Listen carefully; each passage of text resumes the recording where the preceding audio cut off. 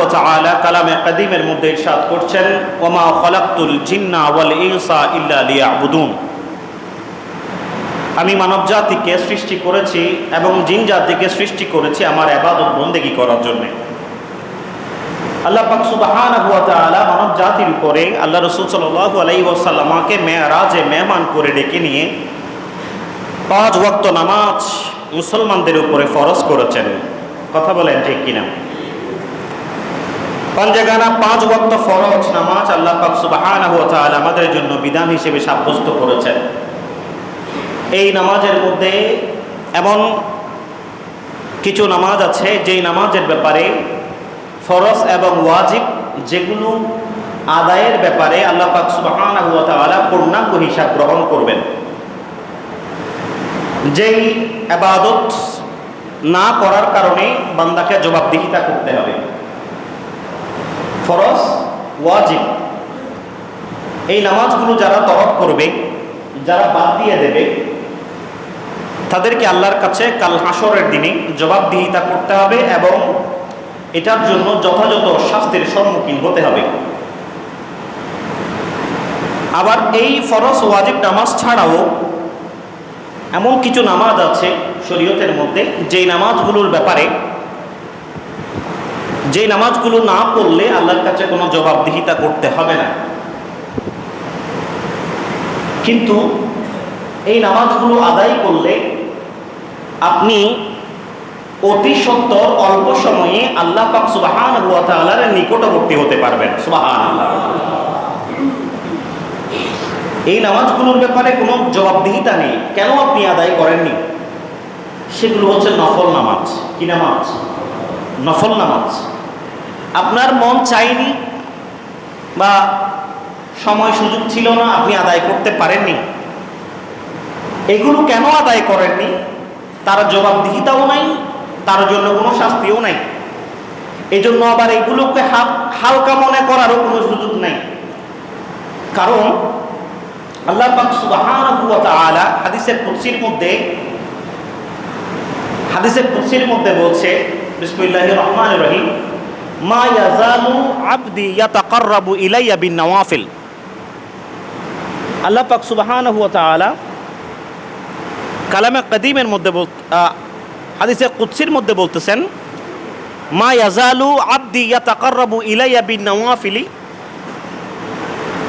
আমার বান্দারা আমার নিকটবর্তী হয়, আমার কাছে আসে। কি সমস্যা? আমার বান্দারা আমার নিকটবর্তী হয়, আমার কাছে আসে, ইয়াতাকাররাবু ইলাইয়া বিন নওয়াফিল, নফল ইবাদতের মাধ্যমে। কিসের মাধ্যমে? নফল ইবাদতের মাধ্যমে আমার বান্দারা আমার নিকটবর্তী হয়, আমার কাছে আসে। হাত্তা উহিব্বুহু, তারা নফল নামাজ পড়তে পড়তে এক পর্যায়ে আমি তাদেরকে মোহাব্বত করে ফেলি, ভালোবেসে ফেলি। সুবহানাল্লাহ পড়েন না? আল্লাহ হাদিসে কুদসির মধ্যে বলতেছেন যে এক পর্যায়ে হাত্তা উহিব্বুহু, আমি আমার ওই বান্দাকে ভালোবেসে ফেলি, মোহাব্বত করে ফেলি। ফাইদা আহবাবতুহু, যখন আমি আমার বান্দাকে ভালোবেসে ফেলি, কুনতু সামআহুল্লাযী ইয়াসমাউ বিহি, আমি ওই বান্দার কান হয়ে যাই যে কান দিয়ে সেই শুনে। ওয়া বাসারাহুল্লাযী ইউবসিরু বিহি, এবং আমি ওই বান্দার চোখ হয়ে যাই যেই চোখ দিয়ে সে দেখে। কুনতু ইয়াদুহুল্লাতী ইউবতিশু বিহা, এবং আমি ওই বান্দার হাত হয়ে যাই যেই হাত দিয়ে সেই ধরে। ওয়া কুনতু রিজলুহুল্লাতী ইয়ামশি বিহা, এবং আমি ওই বান্দার পা হয়ে যাই যেই পা দিয়ে সেই হাঁটে। সুবহানাল্লাহ। আল্লাহ পাক সুবহানাহু ওয়া তাআলা বলতেছেন, এই নফল নামাজ এটা সুফিয়া একরামদের নামাজ, আল্লাহর আউলিয়া একরামের নামাজ, আল্লাহর বন্ধুদের নামাজ, মুত্তাকিদের নামাজ। এই নফল নামাজগুলো সবার পক্ষে আদায় করা কি নয়? সম্ভব নয়। এটার জন্য ধৈর্যের দরকার আছে। আমরা যেখানে 5 ওয়াক্ত ফরজ নামাজ আদায় করি না, যেখানে পঞ্জেগানা ফরজ নামাজ আদায় করতে আমাদের সময় নেই, আমাদের ব্যস্ততার কারণে, সেখানে আপনি নফল নামাজ সবার পক্ষে পড়া কি সম্ভব? সবার পক্ষে পড়া সম্ভব না। নফল নামাজ কেবল তারাই পড়ে যারা আল্লাহর ওলি হয়, সুবহানাল্লাহ পড়েন। এবং আল্লাহর ওলি হওয়ার জন্য অন্যতম প্রধান কাজ হচ্ছে নফল ইবাদত বন্দেগী করা, সুবহানাল্লাহ। এই কথাটা আমার কথা না, এটা আল্লাহ পাক সুবহানাহু ওয়া তাআলা বলতেছেন, মা ইয়াজালু আবদি ইয়াতাকাররাবু ইলাইয়া বিন-নওয়াফিল, আমার কাছে ওলি হয় নফল ইবাদতের মাধ্যমে, সুবহানাল্লাহ। যখন সে ওলি হয়ে যায় বলে ইন সাআলানি লা উতিয়ান্নাহু ওয়া লা ইন ইস্তাআযানি লা উইদান্নাহু, বলে আমার ওই বান্দা নফল ইবাদত করতে করতে আমার এত কাছে চলে আসে, বলে সে যখন আমার কাছে কোনো কিছু প্রার্থনা করে, আমার কাছে কোনো কিছু চায়, তখন আমার ওই বান্দাটাকে খালি হাতে ফিরিয়ে দিতে লজ্জা করে, সুবহানাল্লাহ। ওই বান্দাকে খালি হাতে ফিরিয়ে দিতে কি করে? লজ্জা করে। প্যারা হাজিরিন, এই নফল ইবাদত এই জন্য অত্যন্ত অত্যন্ত জরুরি। হযরত আবু হুরায়রা রাদিয়াল্লাহু তাআলা আনহু, আল্লাহর নবীর সাহাবা, তার থেকে একখানা হাদিস শরীফ, তিনি বলেন, আমি নবীজিকে বলতে শুনেছি, আল্লাহ নবীকে আমি বলতে শুনেছি যে কাল কেয়ামতের ময়দানে বান্দার ফরজ নামাজের যে ত্রুটিগুলো আছে, আমরা যে ফরজ নামাজ আদায় করি, আচ্ছা এগুলো কেউ কি বুকের মধ্যে হাত দিয়ে বলতে পারবে যে আমার নামাজ সহি হয়েছে, শুদ্ধ হয়েছে, আমার নামাজে কোনো ভুল নাই? কেউ সিনার মধ্যে হাত দিয়ে বলতে পারবে? পারবে না। আমাদের নামাজে ভুল ত্রুটি আছে। খলিকাল ইনসানু দাঈফা, আল্লাহ তাআলা বলেন আমি মানব জাতিকে তৈরি করতেই বানানোর সময় বানিয়েছি দুর্বল করে, সুবহানাল্লাহ পড়েন।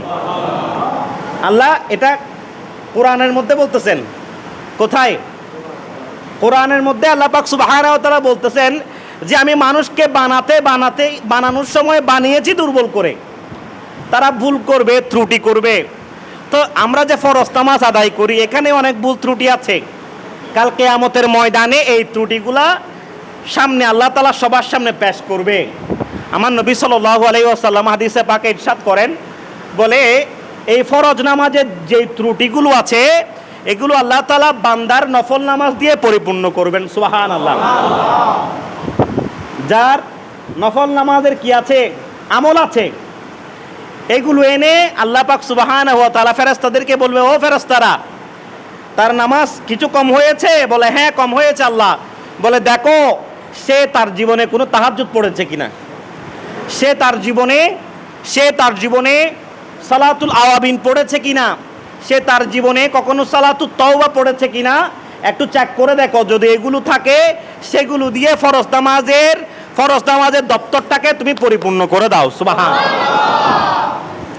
এরকম কিছু নামাজের কথা আজকে আপনাদের সম্মুখে সংক্ষিপ্ত সময়ে বলবো, একটু মনোযোগ সহকারে শুনবেন। এটা একটু ঠিক করেন তাড়াতাড়ি। প্যারা হাজিরিন,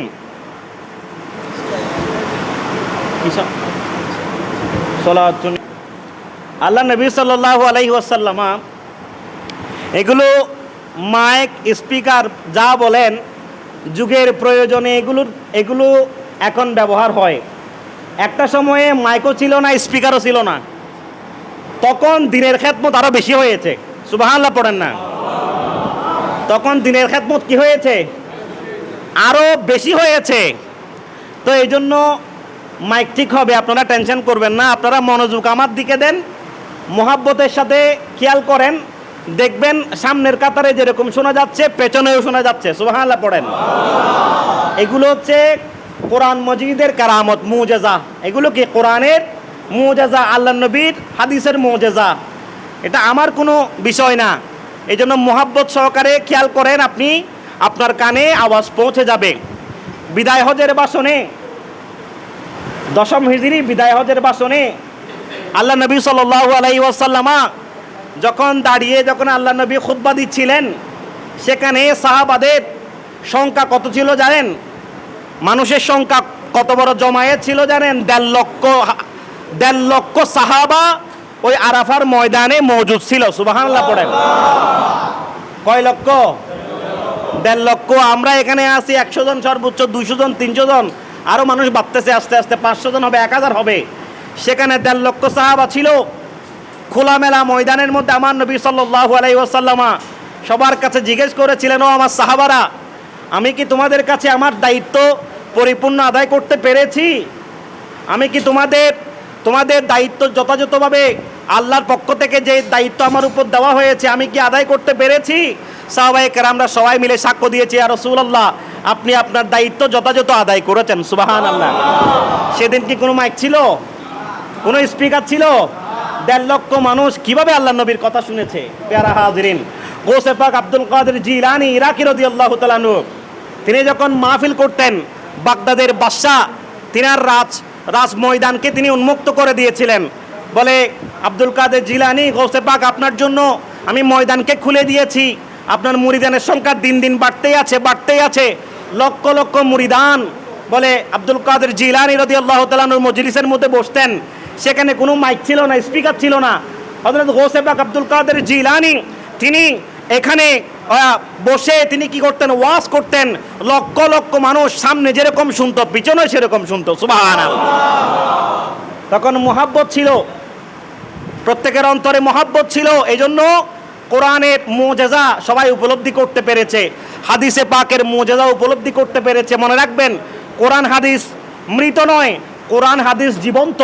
কোরআন হাদিস থেকে ফায়দা আছে, কোরআন হাদিস মানুষের উপকার করতে পারে। সুবহানাল্লাহ। প্যারা হাজিরিন, আরজ করছিলাম, খেয়াল করবেন। 1 নাম্বার সেরকম একটি নামাজের কথা আপনাদেরকে বলি, সালাতুত তওবা। সালাতুত তওবা, যেটাকে তওবার নামাজ বলে। অর্থাৎ কোনো ভুল ত্রুটি যখন হয়ে যাবে, আপনি যখন গুনাহ করে ফেলবেন, আল্লাহ নবী সাল্লাল্লাহু তাআলা আলাইহি ওয়াসাল্লাম হাদিসে পাকের মধ্যে ইরশাদ করছেন সালাতুত তওবার ব্যাপারে। হযরত আবু বকর সিদ্দিক রাদিয়াল্লাহু তাআলা আনহু থেকে বর্ণিত, তিনি বলেন, সামি'তু রাসূলুল্লাহি সাল্লাল্লাহু আলাইহি ওয়াসাল্লাম ইয়াকুল, আমি আল্লাহ নবীকে বলতে শুনেছি যে, মা মিন রাজুলিন ইউযনিবু যামবান, যখন কোনো ব্যক্তি গুনাহ করে ফেলে, গুনার কোনো কাজ করে ফেলে, সুম্মা ইয়াকুমু ফায়াতাতাহহারু সুম্মা ইউসাল্লি রাকাআতাইনি, অতঃপর গুনাহ করার পরে দ্রুত এসে ওযু করে 2 রাকাত নামাজ পড়ে, সুম্মা ইস্তাগফিরুল্লাহ, আল্লাহর কাছে ক্ষমা চাই, বলে ইল্লা গফারাল্লাহু লাহু, বলে আল্লাহ পাক সুবহানাহু ওয়া তাআলা তাকে সাথে সাথে ওই দুয়ার কারণে, সালাতুত তওবার কারণে ওই গুনাহ থেকে আল্লাহ তাকে মাফ করে দেয়। সুবহানাল্লাহ। সালাতুত তওবা, এই নামাজের নাম কি? গুনাহ করে বিলম্ব করা যাবে না। ভুল করেছেন, দুষ করেছেন, তো আপনার মনে হলো যে হায় আমি তো ভুল করে ফেলেছি, আমি তো দুষ করে ফেলেছি। আপনার যখনই এটা মনে হবে, সাথে সাথে আপনি ওযু করে 2 রাকাত সালাতুত তওবার নামাজ পড়ে ফেলবেন। কিসের নামাজ? সালাতুত তওবার নামাজ পড়ে ফেলবেন। নামাজ পড়ে আল্লাহর কাছে সাথে সাথেই দোয়া করবেন, আল্লাহ, আমি একটু আগে একটা ভুল করে ফেলেছি, আমার মনে হচ্ছে এটা আমি নফসের সাথে জুলুম করে ফেলেছি, আল্লাহ তুমি আমাকে মাফ করে দাও। এই বলে আপনি দোয়া করবেন। আমার নবীজি নিজের নবুয়তি জুবানে ইরশাদ করছেন, গফারাল্লাহু লাহু, ওই বান্দাকে আমার আল্লাহ সাথে সাথেই মাফ করে দেয়, সাথে সাথেই ক্ষমা করে দেয়। উচ্চ স্বরে পড়ে সুবহানাল্লাহ। এটার নিয়ত কেমন? নাওয়াই তুয়ান উসাল্লিয়া লিল্লাহি তাআলা রাকাআতাই সালাতিত তাওবা, খুব স্বাভাবিক। সালাতিত তাওবা সুন্নাতু রাসূলিল্লাহি তাআলা, এটা আল্লাহর নবীর সুন্নাত ছিল। সুন্নাতু রাসূলিল্লাহি তাআলা মুতাওয়াজ্জিহান ইলা জিহাতিল কাবাতি শরীফাতে, আল্লাহু আকবার, এটার নিয়ম। এরপরে আরেকটা নামাজের কথা আপনাদেরকে বলি, অত্যন্ত দামি নামাজ, যে নামাজগুলোর ব্যাপারে আমি আগেই বলেছি আল্লাহর কাছ থেকে কোনো জবাবদিহিতা, যে নামাজগুলো না পড়লে কোনো জবাবদিহিতা আদায় করতে হবে না, যে নামাজগুলো না পড়লে আল্লাহর পক্ষ থেকে কোনো শাস্তি হবে না, কিন্তু এই নামাজগুলো পড়ার মাধ্যমে আপনি আল্লাহর ওলিতে পরিণত হবেন।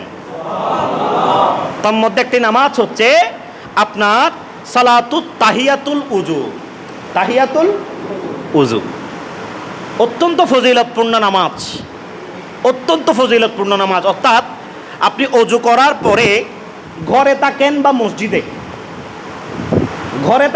মসজিদে, যেখানেই থাকেন না কেন, অজু করার সাথে সাথে কোনো ইবাদতে দাখিল হওয়ার আগে 2 রাকাত আপনি নামাজ পড়ে ফেলবেন।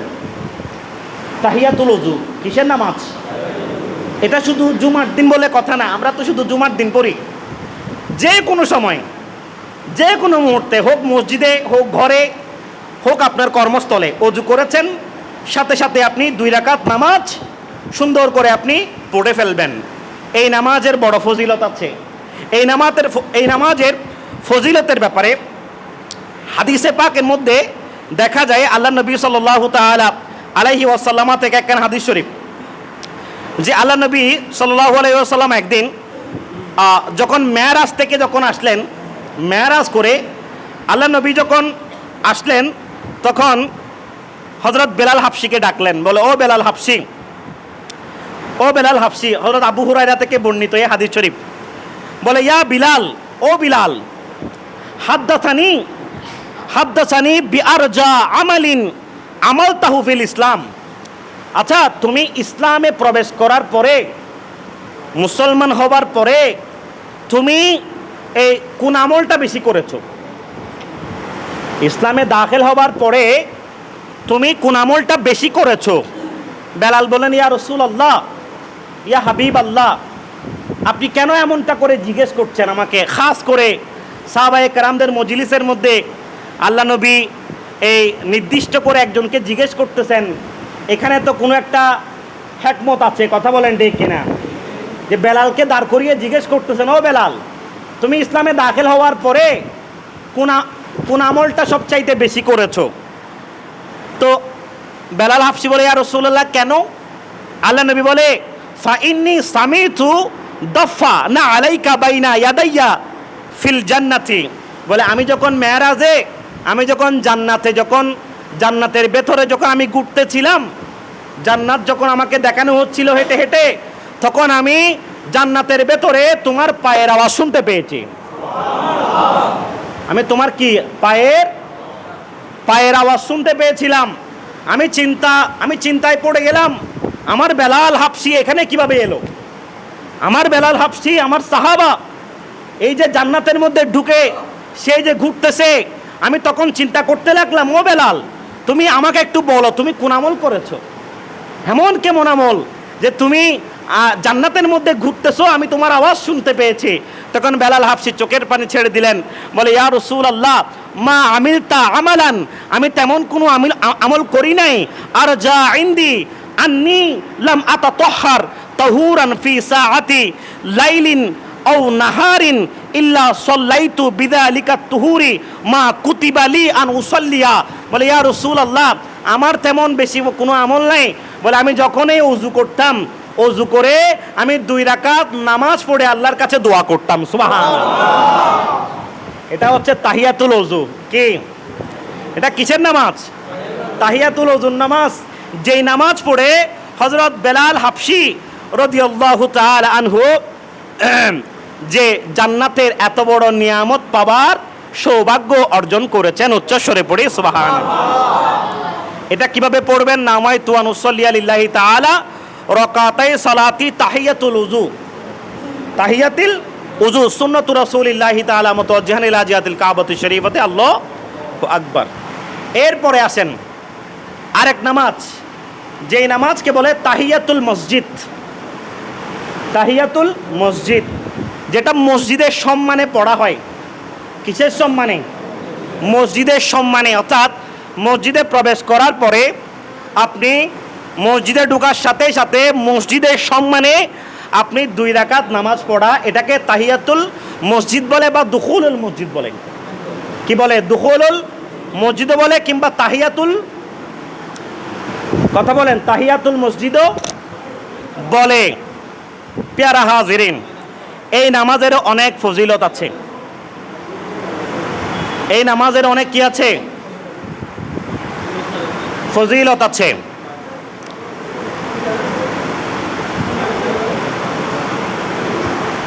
আল্লাহ পাক সুবহানাহু ওয়া তাআলা এই তাহিয়াতুল মসজিদ যারা পড়ে তাদেরকে আল্লাহ তাআলা ফজিলত দান করেন।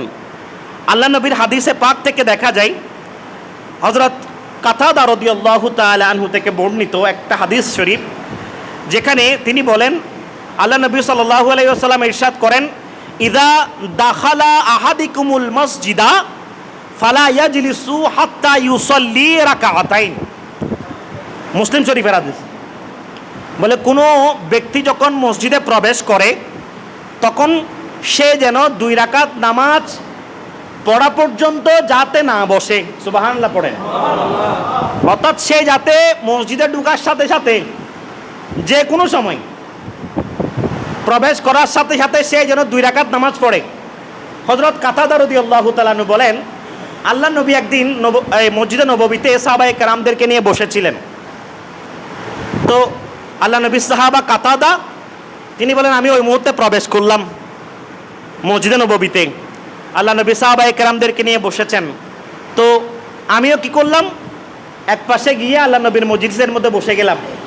যেহেতু আল্লাহ নবী সাল্লাল্লাহু আলাইহি ওয়াসাল্লাম সবার সামনে কথা বলতেছেন, নসিহত করতেছেন, আমি এক পাশে বসে গেলাম। তো আল্লাহ নবী সাল্লাল্লাহু আলাইহি ওয়াসাল্লাম এই কাতাদাকে জিজ্ঞেস করলেন যে, হে কাতাদা, তুমি কেন বসলে? তোমাকে তাহিয়াতুল মসজিদ নামাজ পড়া থেকে কে মানা করলো? তোমাকে তাহিয়াতুল মসজিদ এই 2 রাকাত নামাজ পড়া থেকে কে নিষেধ করেছে, কে বাধা দিয়েছে? তখন কাতাদা রাদিয়াল্লাহু তাআলা বলে, ইয়া রাসূলুল্লাহ, বলে আপনি কথা বলতেছেন, নসিহত করতেছেন, এই কারণে আমি বসে গেলাম, আমি আর নামাজ পড়িনি। তখন আল্লাহ নবী কাতাদাকে বললেন, হে কাতাদা, যাও তুমি আগে দ্রুত 2 রাকাত তাহিয়াতুল মসজিদ নামাজ পড়ো, তারপর আমার মজলিসে বসো। সুবহানাল্লাহ। এই নামাজের এত বেশি ফজিলত। তাহিয়াতুল মসজিদ, নাওয়াইতু আন উসাল্লি লিল্লাহি তাআলা রাকাতাই সালাতিল তাহিয়াতুল মসজিদ সুন্নাতু রাসূলিল্লাহি তাআলা মুতাওয়াজ্জিহান ইলা জিহাতিল কাবাতি শরীফাতে। আল্লাহু আকবার। এবং আরেক প্রকার নামাজ আছে বড় ফজিলত, যেই নামাজকে সলাতুদ দুহা বলা হয়। কি বলা হয়? সলাতুদ দুহা, প্রভাতের নামাজ, দুহার নামাজ, যেটাকে আপনার শাসতের নামাজও বলে, আবার ইশরাকের নামাজও বলে। অর্থাৎ ফজরের নামাজের পরে সূর্য উদিত যখন হয়, সূর্য উদিত হওয়া থেকে দুপুরের আগ পর্যন্ত যে মাঝখানে যেই সময়টা আছে, এই সময়টাতে 2 রাকাত নামাজ। কয় রাকাত? 2 রাকাত নামাজ, যে নামাজকে সলাতুদ দুহা বলা হয়। এই নামাজটা আল্লাহ নবী সাল্লাল্লাহু আলাইহি ওয়াসাল্লাম এই নামাজের অত্যন্ত ফজিলত হাদিসে পাকের মধ্যে বর্ণনা করেছেন। বলে কিরকম ফজিলত? হযরত আবু হুরায়রা রাদিয়াল্লাহু তাআলা আনহু থেকে একখানা হাদিস শরীফ, আবু হুরায়রা থেকে একখানা হাদিস শরীফ, আন আবি হুরায়রা রাদিয়াল্লাহু তাআলা قال আওসানি খলিলি সাল্লাল্লাহু আলাইহি ওয়াসাল্লাম বিথালাথ। আবু হুরায়রা বলেন, আল্লাহ নবী আমার প্যারা হাবিব রাসূলুল্লাহ সাল্লাল্লাহু আলাইহি ওয়াসাল্লাম আমাকে 3টা কাজের ব্যাপারে ওসিয়ত করেছেন। আওসানি, আমাকে ওসিয়ত করেছেন 3টা কাজ। 1 নম্বর হলো সিয়ামি সালাসাতি আইয়ামিন মিন কুল্লি শাহর। 1 নম্বর কাজ হলো প্রত্যেক মাসে যাতে আমি 3টা রোজা রাখি। কয়টা? 3টা রোজা রাখি। এই ব্যাপারে আল্লাহ নবী আমাকে ওসিয়ত করেছেন 3টা রোজার ব্যাপারে প্রত্যেক মাসে। 2 নম্বর হচ্ছে ওয়া রাকাআতাই আদ-দুহা, যাতে করে আমি প্রতিদিন অন্তত 2 রাকাত সলাতুদ দুহার নামাজ আদায় করি। সুবহানাল্লাহ। 2টা গেল। 3 নম্বর হচ্ছে ওয়া আনহুতিরা ক্বাবলা আন আনামা, আমি যাতে ঘুমানোর আগে সলাতুল ভিতরে নামাজ আদায় করি। সুবহানাল্লাহ। কয়টা বিষয়? কয়টা বিষয়? 3টা বিষয়। একটা হচ্ছে মাসে কমপক্ষে 3টা রোজা। 2 নম্বর হচ্ছে প্রতিদিন অন্তত সলাতুল দুহা 2 রাকাত নামাজ পড়া। 3 নম্বর হচ্ছে ঘুমানোর আগে সলাতুল ভিতর আদায় করে ফেলা। কেন? কারণ আপনি যদি মনে করেন সালাতুত তাহাজ্জুদ পড়ার জন্য ভিতর নামাজ পড়েননি, এখন আপনার ঘুম ভাঙেনি, হয়তো এমনও হতে পারে যে আপনার ঘুম বেশি হয়েছে, প্রবলভাবে আপনি ঘুম ছিলেন, আপনার ঘুম ভাঙেনি, তো আপনি নফল আদায়ের জন্য আপনার ওয়াজিবটা তরক হয়ে গেল। কি হয়ে গেল? ওয়াজিবটা তরক হয়ে গেল। এজন্য আল্লাহ নবী বলেছেন যে তোমরা অবশ্যই কি করবে? ঘুমানোর আগে তোমরা ভিতরের নামাজ আদায় করে নেবে। উচ্চস্বরে পড়ে সুবহানাল্লাহ। এই সালাতুদ দুহা অত্যন্ত ফজিলতওয়ালা নামাজ। হযরত আবু যর গিফারি রাদিয়াল্লাহু তাআলা আনহু থেকে বর্ণিত, তিনি বলেন আল্লাহ নবী সাল্লাল্লাহু আলাইহি ওয়াসাল্লাম ইরশাদ করেছেন, একজন আল্লাহর বান্দা প্রতিদিন সকালবেলা যখন ঘুম থেকে উঠে, বলে তার শরীরের মধ্যে 360টা জোড়া আছে। কয়টা? 360টা জোড়া, হাড্ডির জোড়া। 360টা হাড্ডির গ্রন্থি আছে, জোড়া আছে। আল্লাহ নবী সাল্লাল্লাহু আলাইহি ওয়াসাল্লাম ইরশাদ করেন, বলে প্রতিদিন ওই বান্দার জন্য ওই তার শরীরের মধ্যে যে 360টা জোড়া আছে, এগুলোর সদকা ওয়াজিব হয়ে যায়। কি হয়ে যায়? এগুলো নিয়ামতের জন্য সদকা করা ওয়াজিব হয়। আমাদের যে আল্লাহ তাআলা কি করেছেন, 360টা আল্লাহ তাআলা আমাদেরকে জোড়া দিয়ে এই শরীরটাকে সৃষ্টি করেছেন। বলে সকাল হওয়া মাত্র প্রত্যেক দিন বান্দার জন্য সদকা করা ওয়াজিব হয়ে যায়। বলে বান্দা সারা দিন যেই জিকির করে, সুবহানাল্লাহ পড়ে, আলহামদুলিল্লাহ পড়ে, লা ইলাহা ইল্লাল্লাহ পড়ে, আল্লাহু আকবার পড়ে, বলে সে যত তাসবিহ তাহলিল আদায় করে, এগুলো সারা দিন তার পক্ষ থেকে সদকা হিসেবে আল্লাহর দরবারে কবুল হয়। তার শরীরের জোড়া অঙ্গ প্রত্যঙ্গের সদকা হিসেবে কি হয়? আল্লাহর দরবারে কবুল হয়। বলে কোনো বান্দা যদি সারাদিন এই আমলগুলো করতে না পারে, তার যদি কোনো আশঙ্কা থাকে, তবে সে যেন 2 রাকাত সালাতুদ দুহার নামাজ পড়ে। সুবহানাল্লাহ। সালাতুদ দুহার নামাজ আদায় করে। তো এই সালাতুদ দুহা নিয়ত কিভাবে করবেন? নামায় তুয়ান উসল্লি লিল্লাহি তাআলা রাকাতায় সালাতুদ দুহা সুন্নাতু রাসূলিল্লাহি তাআলা মুতাওয়াজ্জিহান ইলা জিহাতিল কাবাতিশ শরীফাতে আল্লাহু আকবার। বলে ফজরের নামাজের পরপর, সূর্য ওঠার পরপরে যদি কেউ এই নামাজ পড়ে, এটাকে সালাতুদ দুহাও বলে, সালাতুল ইশরাকও বলে। আর যদি কেউ একটু বিলম্ব করে পড়ে, মানে মনে করেন 11টা 12টার দিকে পড়ে, বলে যদি 11টার পরে একটু দেরি করে যদি পড়ে, বলে এই নামাজকে তখন চাশতের নামাজ বলে। কিসের নামাজ? চাশতের নামাজ বলে। এটার কয়েকটা নাম আছে। তো পেয়ারা হাজরিন, এবার যে ঠিক হইতো মোহাম্মদ কেন, হ্যাঁ যাই হোক, গুরুত্বপূর্ণ আলোচনা, কিন্তু আজকে সমস্যা। তো আল্লাহ পাক সুবহানাহু ওয়া তাআলা এই যে এই নফল ইবাদত বন্দেগীগুলো, এগুলোর মাধ্যমে মা ইয়াজালু আবদি ইয়াতাকাররাবু ইলাইয়া বিন নওয়াফিল, আল্লাহ তাআলার কাছে এই বলি হয় নফল ইবাদত বন্দেগীর মাধ্যমে। এবং আরেকটি নামাজ আছে সালাতুল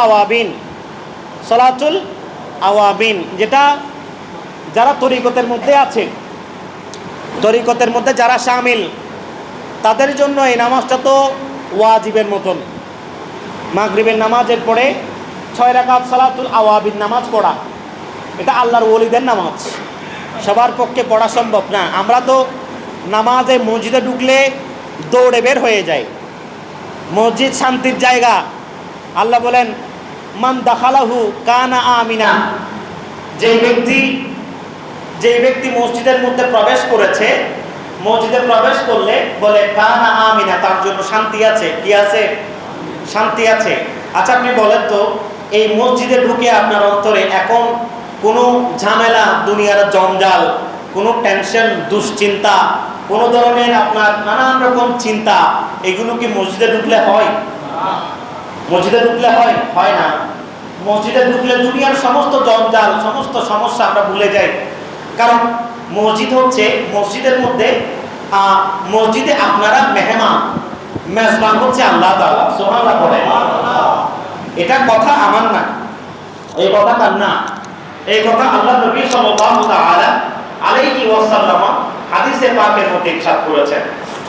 হাদিসে পাকের মধ্যে আল্লাহ রাসূল সাল্লাল্লাহু তাআলা আলাইহি ওয়াসাল্লাম ইরশাদ করছেন যে আপনার মসজিদ হচ্ছে আল্লাহর ঘর। এখানে আল্লাহর যারা বান্দারা আছে, যারা মসজিদের মধ্যে প্রবেশ করে, তারা হলো আল্লাহর মেহমান এবং আল্লাহ হচ্ছে তাদের জন্য মেজবান। আল্লাহ নবী হাদিসে বলেন মান কাআদা ফিল মসজিদি ফাকাদ যারাল্লাহু তাআলা, যে ব্যক্তি মসজিদের মধ্যে প্রবেশ করেছে সে মূলত আল্লাহর জিয়ারত করতে এসেছে। সুবহানাল্লাহ। আল্লাহর সাক্ষাৎ লাভ করতে যখন এসেছেন, এখানে আপনি মেহমান হয়ে এসেছেন, আপনার মেহমানদারি হবে না? আপনার মেহমানদারি হবে না? আল্লাহ পক্ষ থেকে মেহমানদারি হবে। আল্লাহ যখন মেজবান আপনার জন্য নির্ধারণ করেছেন, আপনার মেহমানদারি যেমন তেমন হবে না। দুনিয়াবাসী, দুনিয়ার মেহমানদারি যেমন, আল্লাহর মেহমানদারি তেমন নয়। এই মেহমান খানার মধ্যে অবশ্যই আপনার মেহমানদারি হবে, উত্তম মেহমানদারি হবে। কিন্তু আমরা মসজিদে ঢুকলেই তাড়াহুড়া বেড়ে যায়।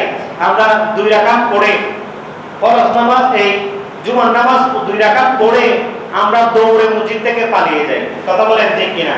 এমনকি শুধু জুমার দিন না, আমি ঈদুল আজহার নামাজ যেদিন এখানে অনুষ্ঠিত হয়েছে সেদিন আমি লক্ষ্য করেছিলাম, কিন্তু যেহেতু খুতবাতে দাঁড়িয়ে যেতে হচ্ছে, এই জন্য নামাজের পর পর খুতবায় দাঁড়িয়ে যাওয়াটা মুস্তাহাব, বিলম্ব করা ছাড়া, কোনো কথা বলা ছাড়া।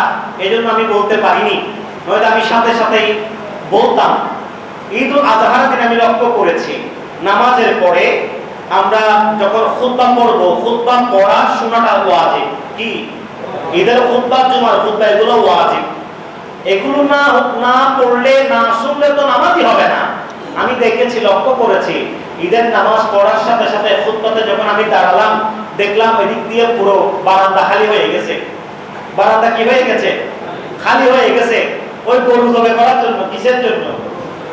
আরে ভাই, আপনার কোরবানি তো আগে নামাজের মাধ্যমে হবে। কথা বলেন ঠিক কিনা?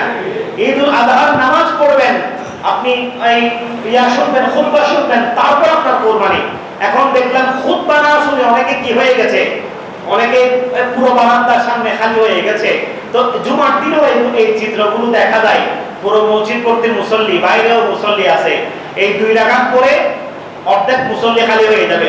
2 রাকাতের মুসল্লি, কিছু মুসল্লি আছে 2 রাকাত জমাতে পড়ে অর্ধেক মুসল্লি খালি হয়ে যাবে। আবার সুন্নত পরে 4 রাকাত পরে আবার অর্ধেক মুসল্লি খালি হয়ে যাবে। আর দোয়া ও মুখুল ইবাদত, বলে দোয়া হচ্ছে ইবাদতের মূল। আখেরি মোনাজাত হবে, মিলাদ ও কিয়াম হবে। আমরা আল্লাহর কাছে সবাই মিলে দোয়া করব। এই পর্যন্ত সবার কি ধরে না, ইন্তজারের শক্তি সবার থাকে না। সবাই পাগল হয়ে যায় কোথায় যাওয়ার জন্য?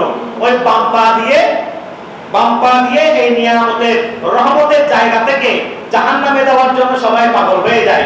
ওই দুশ্চিন্তার জায়গা, এখানে কোনো টেলিফোন নাই, কোনো আপনার কাছে ঝামেলা করতেছে না, কেউ বিরক্ত করতেছে না।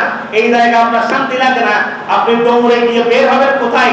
যেখানে আপনি বের হওয়া মাত্র আপনার মোবাইল আসবে, আপনার জমদামেলা শুরু হবে, জমদাল শুরু হবে, দুশ্চিন্তা শুরু হবে, মারামারি শুরু হবে, কথা কাটাকাটি শুরু হবে।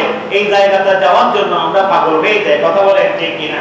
পেয়ারা হাজিরিন, আমাদেরকে খেয়াল করতে হবে। এজন্য সর্বশেষ পর্যন্ত দোয়ার মধ্যে শরীক হওয়ার চেষ্টা করবেন। যা কিছু ইবাদত বন্দেগী করেছেন, আর দোয়া ও মুখুল ইবাদত। আমার নবীর আরেকখানা হাদিস, ইন্না দুআ সালাহুল মুমিন, বলে মুমিনদের এই আল্লাহর কাছে প্রার্থনা করার প্রধান মাধ্যম হচ্ছে দোয়া। মুমিনরা দোয়ার মাধ্যমে আল্লাহর কাছে কি করে? তার তামান্নাগুলো আল্লাহকে জানায়। এজন্য দোয়া পর্যন্ত থাকার চেষ্টা করবেন। মসজিদের মধ্যে যতক্ষণ আপনি বসে থাকবেন, মনে রাখবেন আপনি আল্লাহর মেহমান হয়েছেন। আপনি আল্লাহর মেহমান হয়ে এসেছেন। আল্লাহ আপনার মেজবান, আল্লাহ আপনার জন্য নিয়ামত রেখেছে। যতক্ষণ বসবে, আমি আল্লাহর কসম করে বলি, একটা সেকেন্ড তো বেহুদা যাবে না। কথা বলেন ঠিক কিনা? প্রত্যেকটা সেকেন্ড আপনার জন্য কাজে আসবে। পেয়ারা হাজিরিন, আলোচনা অত্যন্ত দীর্ঘ ছিল এবং গুরুত্বপূর্ণ ছিল। তারপরও আমাদের মাইকের এই সমস্যার কারণে কিছু বিঘ্নিত হয়েছে, সময়ও শেষ হয়ে গিয়েছে। রব্বুল আলামিন ইনশাআল্লাহ যদি তৌফিক দেন, আবার আমরা ইনশাআল্লাহ ধারাবাহিকভাবে আলোচনাগুলো করব। আরো বিশদ আলোচনা আছে। রব্বুল আলামিন আমাদেরকে আমল করার তৌফিক দান করুন, পড়ি আমিন। পেয়ারা হাজিরিন, আজকে আমাদের একটা নামাজের পরে একটা